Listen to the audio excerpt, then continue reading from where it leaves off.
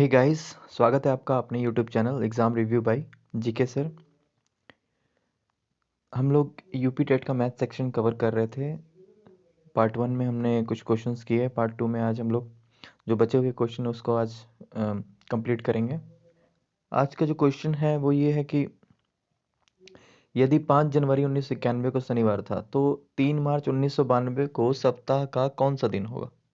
देखिए, आप पहली चीज़ तो एक चीज़ जान लीजिए कि अगर आप सेम डेट से अगले साल पे जाएंगे तो एक दिन ऐड होता है, बट कंडीशन ये है कि वो उस ड्यूरेशन के बीच में लीप वर्ष का जो फरवरी का महीना है वो नहीं आना चाहिए।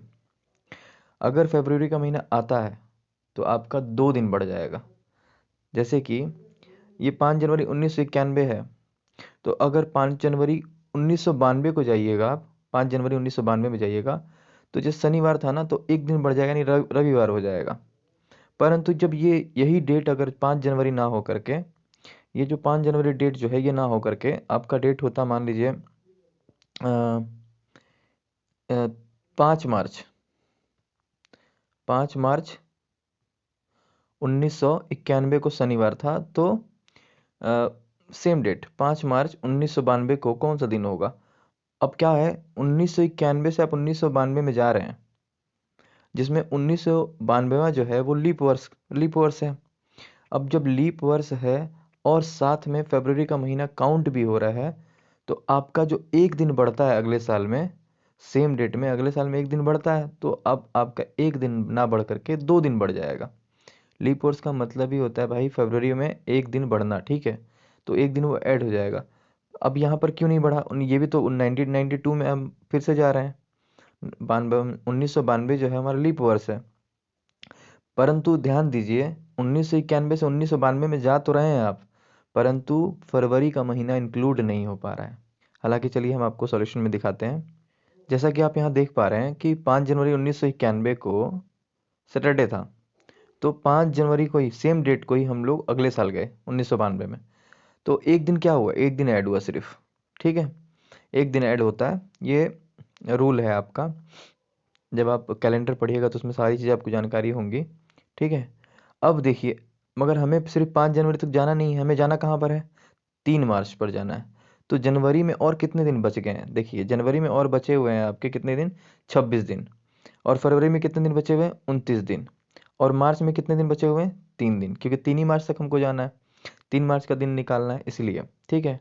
अब आप आगे बढ़िएगा, इस इसके आगे बढ़िएगा, तो इसके आगे क्या करना है, देखिए यहाँ से हम लोग क्या काउंट करते हैं, विषम दिन काउंट करते हैं। विषम दिन का मतलब ये होता है कि दिनों की जो संख्या होती है उसमें 7 से भाग कीजिए, 7 से भाग करने के बाद जहाँ तक कट जा रहा है उसको छोड़ दीजिए, जो बचता है, ठीक है, 7 से भाग देने के बाद जो शेषफल बचता है वही आपका विषम दिन कहलाता है, ऑड डेज कहलाता है। तो अब हमने जनवरी का जब ऑड डेज निकाला, जब हमने जनवरी का ऑड डेज निकाला तो कितना ऑड डेज मिला, 5 दिन। फरवरी का कितना मिला, 1 दिन, ठीक है। और उसी तरीके से मार्च का कितना मिलेगा, 3 दिन। तो टोटल जो हमारा ऑड डेज होगा वो हो जाएगा 9 दिन। परंतु ऑड डेज कभी भी 7 से बड़ा नहीं हो सकता है, क्योंकि ऑड डेज निकालने के लिए 7 से डिवाइड करते हैं, तो भाई 7 से बड़ा कैसे हो सकता है, ठीक है, सिंपल लॉजिक है। तो ऑड डेज यहाँ पर फिर हम क्या करेंगे, यहाँ पर हम 9 में फिर 7 से भाग देंगे और फाइनली हमारा जो ऑड डेज मिलेगा वो 2 दिन मिल जाएगा, ठीक है। यानी कि हमें सिर्फ 2 दिन आगे जाना है, मगर कहाँ से, 5 जनवरी से 2 दिन आगे जाना है। ऐसे समझ लीजिए 5 जनवरी को क्या था, हमारा संडे था, 5 जनवरी को क्या था, संडे था, तो इसी में आपको क्या करना है, 2 दिन और जोड़ देना है। तो नो डाउट संडे है तो मंडे और ट्यूसडे, यानी कि 3 मार्च को क्या होगा आपका, 3 मार्च को आपका हो जाएगा मंगलवार। आई होप आपको समझ में आ रहा होगा। हम बढ़ते हैं अगले सवाल पे। अगला सवाल देख पा रहे हैं आप कि 1/3 की घात -3, 1/4 की घात -2 और भागे 1/4 की घात -3। तो आपको क्या करना है, समझिए कि जो माइनस है उसको पहले प्लस कीजिए। तो मैंने आपको पहले भी बता रखा है और फिर से बता रहे हैं कि अ, सबसे पहली चीज़ जो माइनस है, माइनस जो है इस माइनस को प्लस करना है, ठीक है। प्लस करने के लिए क्या करते हैं, माइनस को, अगर घात में माइनस है इसको प्लस करने के लिए क्या करते हैं, तो अगर भिन्न a बटा b है, ठीक है, तो उसको क्या कर देंगे, b बटा a कर देंगे, ठीक है। तो अब मुझे एक बात बताइए, 1/3 है और इस माइनस को प्लस करेंगे तो 1/3 क्या आ जाए, 3/1, यानी 3, 3 की घात कितना, -3, यानी कि इसका जो वैल्यू होगा वो 3 की घात 3 हो जाएगा, इसका जो होगा -4 की घात 2 हो जाएगा, और इसका क्या हो जाएगा, इसका हो जाएगा 4 की घात 3, ठीक है। आते हैं सॉल्यूशन पे। जैसा कि आप यहाँ देख पा रहे होंगे, मैंने सभी जो घातें माइनस में लगी हुई हैं उन सबको क्या किया, मैंने प्लस कर दिया, प्लस करने पर ये सारी चीज़ें आ गई, ठीक है। उसके बाद सबकी वैल्यू मैंने रख दी है, सबकी वैल्यू रखने के बाद 3 की घात 3 27 होता है, 4 की घात 2 16, और 4 की घात 3 64 हो जाता है। इस तरीके से जब अब उसके बाद क्या, बोर्ड मास का रूल लगा, पहले कोष्टक, इस कोष्टक को हल कीजिए, तो कोष्टक को जब हल कीजिएगा तो आपका आएगा 11, उसके बाद चिन्ह क्या है, भाग का, भाग, उसके बाद क्या है 64, तो 11 भागे 64 आपका एक भिन्न देगा क्या, 11/64, तो आपका फाइनली आंसर ये हो जाएगा, ठीक है। चलते हैं अगले सवाल की तरफ। अगला सवाल है हमारा, एक त्रिभुज की रचना करने के लिए संभव भुजाएं हैं। इस सवाल का आंसर देने के लिए आपको इस त्रिभुज की प्रॉपर्टी पता होनी चाहिए कि त्रिभुज की किन्हीं दो भुजाओं का जो योगफल होता है वो तीसरी भुजा से बड़ा होता है। अब ध्यान से देखिए, अगर हम लेते हैं 6.5 को और 105 को, इन दोनों को जब जोड़ते हैं, इन दोनों को जोड़ते हैं, तो भाई ऑब्वियस है कि तीसरी भुजा से बड़ा हो रहा है, परंतु कोई भी आपको दो लेना है और वो तीसरी से ज़्यादा होना चाहिए। 105 और 39 को लीजिए, 105 39 को जोड़ा आपने, तो भाई नो डाउट 6.5 से ज़्यादा है, ठीक है। अब 39 और 6 को जोड़िए, 6.5 को, तो क्या वो 105 से ज़्यादा हो पाएगा, नहीं हो पाएगा, यानी कि ये हमारा विकल्प नहीं होगा। आगे आते हैं, अगला जो विकल्प है हमारा वो है 3.5 9.2 और 5.3। आप पहले इन दोनों को जोड़िए, इसको और इसको जोड़िए, तो वो तीसरी भुजा से बड़ा हो रहा है, ठीक है। अब आप इन दोनों को जोड़िए, तीसरी भुजा से बड़ा हो रहा है, ठीक है, परंतु जब आप इन दोनों को जोड़िएगा, इसको जोड़िएगा 5.3 और 3.5 को, तो वो इससे बड़ा नहीं हो पाएगा, तो यानी कि ये भी विकल्प हमारा क्या है, गलत है। तीसरे विकल्प पे आइए, 6 3 3, 6 3 को जोड़िए, 6 3 9, 3 से बड़ा, 6 3 9, इन दोनों को जोड़िएगा, 6 3 9, 3 से बड़ा, ठीक है। 3 3 को जोड़िए तो 6 हो जा रहा है, तो भाई ये नहीं हो सकता, ठीक है, बड़ा ही होना चाहिए, बराबर नहीं हो सकता है। दो भुजाओं का योगफल तीसरी भुजा से बड़ा होना चाहिए, तो ये भी विकल्प गलत है, ठीक है। चौथा विकल्प, अब भाई 3 विकल्प गलत हो गए तो ऑब्वियस है कि चौथा विकल्प हमारा आंसर होगा, मगर फिर भी आप चेक कर सकते हैं। देखिए इन दोनों को जोड़िएगा, तीसरी से बड़ा है, ठीक है, फिर आप इन दोनों को जोड़िए, बड़ा मिलेगा आपको, फिर आप इन दोनों को जोड़िए, बड़ा मिलेगा आपको तीसरी से, तो ये हमारा सही है। हमारा विकल्प क्या है, हमारा विकल्प चौथा जो सही है। आगे आते हैं अगले सवाल पे। ये बढ़िया क्वेश्चन है, क्या है, आपको आरोही क्रम में सजाना है, ठीक है, आरोही क्रम में सजाना है। इस क्वेश्चन में क्या है, आपको करनी दी गई है, इसको आपको आरोही आरोही क्रम में सजाना है। आरोही क्रम का मतलब क्या होता है, आरोही क्रम एक अवरोही क्रम होता है। आरोही क्रम क्या होता है, बढ़ते क्रम में। अवरोही क्रम क्या होता है, घटते क्रम में, ठीक है। आरोही क्रम मतलब बढ़ते क्रम, मतलब पहले आपको छोटा रखना है, फिर आपको उससे बड़ा, फिर आपको उससे बड़ा, इस तरीके से आरोही क्रम सजाया जाता है या आरोही क्रम में लगाया जाता है, ठीक है। तो हमारा वैल्यूज क्या क्या है, करनी 3, घनमूल 4 और चौथा मूल 5, ठीक है। अब इसको आप क्या कीजिए, इसको आप हल कीजिए। देखिए हल पे आते हैं, जैसा कि आप देख पा रहे हैं, मैंने क्या किया है, सबसे पहले इनकी करनी को हटाया है। जब आप करनी हटाइएगा तो इस तरीके से आप घात लगाइएगा। जैसे यहाँ पर ये क्या है, करनी है, वर्गमूल है, तो वर्गमूल का मतलब 1/2, ठीक है। घनमूल का मतलब होता है 1/3, घनमूल का मतलब होता है 1/3, और चतुर्थ चौथा मूल के जगह क्या लिख सकते हैं आप, 1/4। अभी भी आप नहीं बता पाएंगे कौन बड़ा है कौन छोटा है। आप क्या कीजिए, जो घात हैं उन घातों के जो हर हैं 2 3 और 4, इनका आप क्या ले लीजिए, लसा ले लीजिए। क्या लीजिए, लसा। लसा कितना आया है, 12। अब 12 को क्या कीजिए, इन सब में सभी घातों में मल्टीप्लाई कर दीजिए। तो जब मल्टीप्लाई कीजिएगा, देखिए इस तरीके से मल्टीप्लाई करने के बाद जो घात है वो अपूर्णांक की जगह पूर्णांक बन जाएगा, मतलब जो भिन्न है वो हट जाएगा और आपका पूर्णांक में घात आ जाएगा। 3 की पावर 6, 4 की पावर 4 और 5 की पावर 3। अब आप बता सकते हैं कि कौन बड़ा है कौन छोटा है। ऑब्वियस है, 3 की पावर 6 सबसे बड़ा है, 4 की पावर 4 सबसे उसके बाद बड़ा है और 5 की पावर 3 उसके बाद बड़ा है।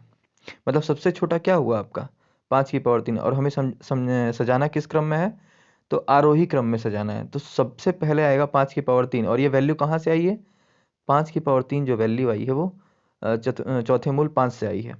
तो सबसे पहले नंबर पे क्या आएगा, चौथा मूल 5, उसके बाद क्या आएगा घनमूल 4 और उसके बाद आएगा आपका करनी 3, यानी कि ये आपका जो है ये राइट आंसर होगा। ठीक है, ठीक है, चलते हैं अगले सवाल की तरफ। यदि यदि किसी वस्तु का क्रय मूल्य उसके विक्रय मूल्य का 3/2 है तो लाभ या हानि प्रतिशत बताइए। तो सबसे पहले हमें तो ये पता होना चाहिए भाई कि लाभ होगा या हानि होगा, तभी तो हम लाभ हानि परसेंट बता पाएंगे।